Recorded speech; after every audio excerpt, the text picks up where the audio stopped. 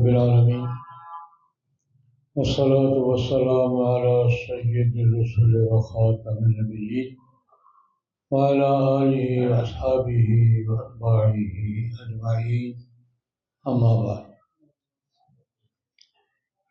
نئے ہجری سال کا آغاز ہو گیا ہے، محرم الحرام شروع ہے۔ اس مہینے میں عام طور پر ابتدائی ایام میں سیدنا حضرت فاروق اعظم رضی اللہ تعالیٰ عنہ کا تذکرہ ہوتا ہے کہ ان کی شہادت یکم محرم کو ہوئی تھی، اور پھر خانوادہ اہل بیت جناب نبی کریم صلی اللہ علیہ وسلم کے اہل بیت اعظام، بالخصوص حضرت امام حسین رضی اللہ تعالیٰ عنہ اور ان کے خانوادے کا ذکر ہوتا ہے جن کی 10 محرم کو شہادتیں ہوئی تھی۔ یہ عام طور پر ہمارے یہاں، اور یہ اچھی بات ہے کہ بزرگوں کو یاد کیا جاتا ہے، ان کے مشن کو یاد کیا جاتا ہے، ان کے ساتھ اپنے تعلق کو تازہ کیا جاتا ہے، ان سے رہنمائی حاصل کی جاتی ہے۔ تو میں آج سیدنا حضرت فاروق اعظم رضی اللہ تعالیٰ عنہ کے حوالے سے صرف ایک بات عرض کرنا چاہوں گا، برکت کے لیے، ثواب کے لیے، رہنمائی کے لیے، شرکت کے لیے۔ ہم مسلمان تو الحمدللہ حضرت عمر رضی اللہ عنہ سے عقیدت رکھتے ہیں، الحمدللہ اللہ پاک ہماری عقیدت قائم رکھے، اپنے حوالے سے تذکرہ کرتے ہیں، ٹھیک ہے۔ لیکن یہ کہنا چاہوں گا کہ آج کی دنیا حضرت عمر کو کس حوالے سے یاد کرتی ہے؟ آج کی دنیا، آج کا ماحول، تاریخ اور آج کی دنیا حضرت عمر رضی اللہ تعالیٰ عنہ کو کس حوالے سے یاد کرتی ہے اور کس انداز سے یاد کرتی ہے؟ 2 حوالے دوں گا۔ ہمارے یہاں پنجاب یونیورسٹی میں وائس چانسلر رہے ہیں جناب رفیق احمد صاحب، اور وہ مخصوص بڑے ماہر تعلیم تھے اور فوت ہو گئے۔ پنجاب یونیورسٹی کے وائس چانسلر بھی رہے ہیں، پھر فیصل آباد زرعی یونیورسٹی کے وائس چانسلر بھی رہے ہیں، ہمارے دوستوں میں سے تھے۔ پنجاب یونیورسٹی میں ایک پروگرام تھا ان کے زمانے میں، آج سے 20 سال پہلے کی بات ہے۔ انہوں نے ایک واقعہ بیان کیا،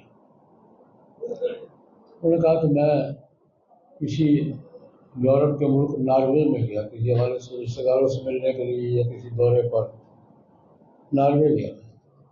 رفیق صاحب فرما رہے ہیں ناروے میں میں نے دیکھا یورپ کے بعض ملکوں میں ویلفیئر اسٹیٹ کا سسٹم رائج ہے، بچوں کو، معذوروں کو، بے روزگاروں کو وظیفہ ملتا ہے، گورنمنٹ کفالت کرتی ہے۔ جن کا روزگار نہیں ہے ان کو وظیفہ دیتے ہیں، جن کا معذور ہے ان کو وظیفہ دیتے ہیں، جو بیمار ہیں ان کو وظیفہ دیتے ہیں۔ میں ذہنی شاہد ہوں کہ جب بچوں کو وظیفہ ملتا ہے، بچہ جب پیدا ہوتا ہے تو ماں باپ کو بوجھ میں اضافہ ہوتا ہے، خرچے میں اضافہ ہوتا ہے، تو حکومت کی طرف سے وظیفہ ملتا ہے۔ اس وظیفے کو عمر الاؤنس ہے۔ ناروے میں جو بچوں کو وظیفہ دیا جاتا ہے عمر الاؤنس، لیکن مجھے تعجب ہوا، ہمارا ناروے ہے یا اسکینڈینیویا کا ملک ہے، یورپ کا ملک ہے، الاؤنس دیتے ہیں بچے کو، ٹھیک ہے، عمر الاؤنس کیا ہوتا ہے؟ کہتے مجھے تجسس ہوا، میں نے معلومات حاصل کی تو مجھے بتایا گیا کہ صرف الاؤنس کو نہیں، یہ جو سوشل بینیفٹس کا سسٹم ہے اس کو کہتی ہے عمر لا کہتے ہیں، سرکاری طور پر اس کا نام بھی عمر لا ہے۔ کہتے میں نے پتہ کیا، انہوں نے کہا جی ہم نے یہ بچوں کو وظیفہ دینے کی بات جنرل عمر سے لی تھی۔ جنرل عمر، حضرت عمر کو جنرل عمر کہتے ہیں ہمارے بھائی، تو ہم نے جب ان سے لی تو ہم نے کہا نام کیوں نہیں پڑا؟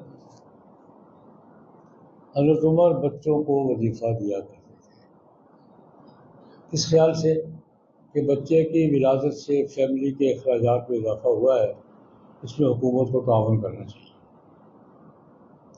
بلکہ ایک دلچسپ واقعہ اس حوالے سے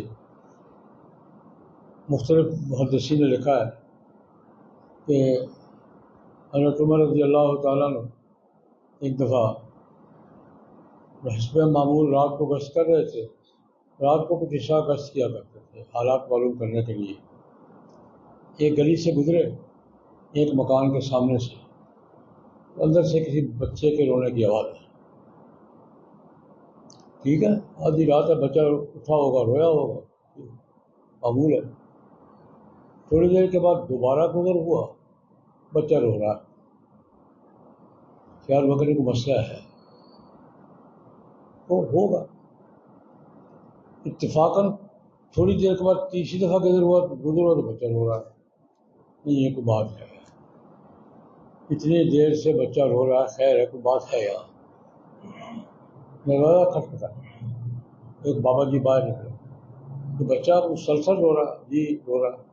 کیوں؟ ماں دودھ نہیں پلا رہی. کیوں؟ ماں دودھ چھڑانا چاہتی ہے. وجہ؟ بچے کی عمر کتنی ہے؟ 1 سال. اگر 2 سال تو بچے کا حق ہے. یہ انہوں نے کہا جی بات یہ ہے کہ امیر المومنین نے بچوں کے وظیفے کا اعلان کر رکھا ہے، لیکن ملتا تب ہے جب بچہ ماں کے دودھ سے بے نیاز ہو کر دوسری خوراک شروع کرے. وظیفہ شروع کب ہوتا ہے؟ اس کے لیے بچے کا ٹیسٹ دکھانا پڑتا ہے کہ بچہ روٹی کھا لیتا ہے. اس کو ماں کے دودھ اب اس پر نہیں ہے یہ انحصار.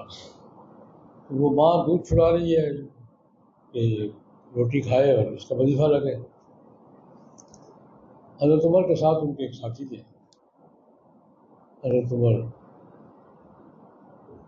سوچ میں پڑ گئے، اپنے آپ سے خطاب کر کے کہتے ہیں عمر تو نے کتنے بچوں کو رلایا ہوگا. مائیں تو مائیں. انہوں نے کہا بیوی سے کہو دودھ پلائے، میں ہی عمر ہوں، صبح مسئلہ حل کریں گے. صبح شورا میں بات لیا، بھائی یار یہ زیادتی ہو گئی. ہم نے تو یہ تک ماں باپ کو ضرورت تو سب پڑے گی خوراک کی.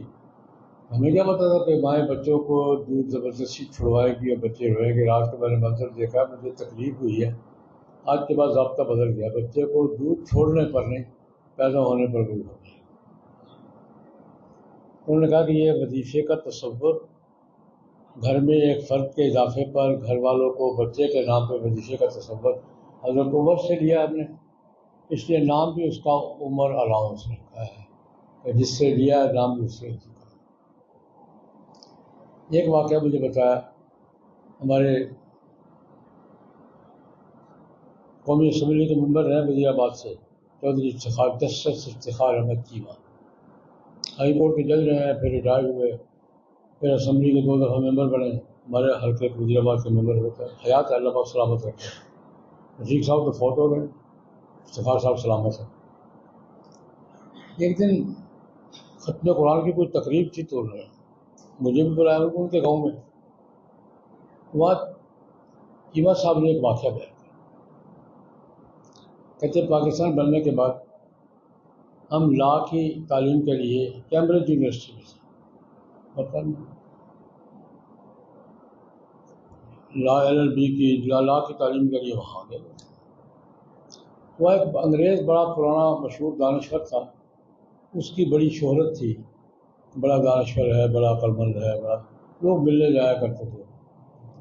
تو ہم 3-4 طالب علم یہ شہرت سن کر کہ دانشور ہے، دانشور جس قوم کا بھی ہو دانشور ہوتا ہے، تو عقل کی بات سنیں تو اسے ہم ملنے کریں گے. افتخار صاحب کہتے ہیں ہم نے پوچھا کہاں سے، اور کہا پاکستان سے. ان دنوں پاکستان نیا بنا تھا، 1-2 سال ہوئے تھے. اس سے بڑی خوشی کا اظہار کیا. مجھے خوشی ہے کہ آپ نے اسلام کے نام پر ملک بنایا. نے کہا کہ تمہیں یہ پتہ ہے کہ برطانیہ میں معذوروں کو، بچوں کو، بے روزگاروں کو الاؤنس ملتا ہے، سب گورنمنٹ دیتی ہے، ہمارا دیتی ہے. پتہ ہے یہ جو سسٹم بنایا کس نے تھا؟ میں اب ایک واقعہ اپنے عزیز کا بیان، میرے بانجے تھے وہاں، فوت ہو گئے. ایک شہر میں کہنے لگے ایک دفعہ سردی زیادہ پڑی، میں وہاں سسٹم بتا رہا ہوں کہ جو کام کرتے ہیں وہ کرتے ہیں، تو کہنے کہ معمولی صبح بڑا عجیب بات ہوئی۔ میں نے کہا کیا ہوا؟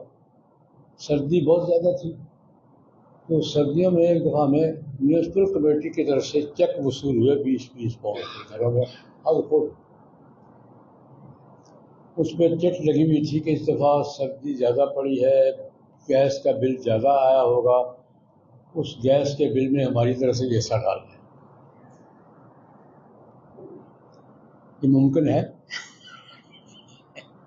یہ میرے بانجے نے خود مجھے بتایا کہ میں 20 پاؤنڈ کے چیک آئے ڈاک سے کسی مطالبے کے بغیر، اس دفعہ سردی زیادہ پڑی ہے، گیس زیادہ استعمال ہوا ہے، بل زیادہ آیا ہوگا، تو یہ 20 پاؤنڈ ہماری طرف سے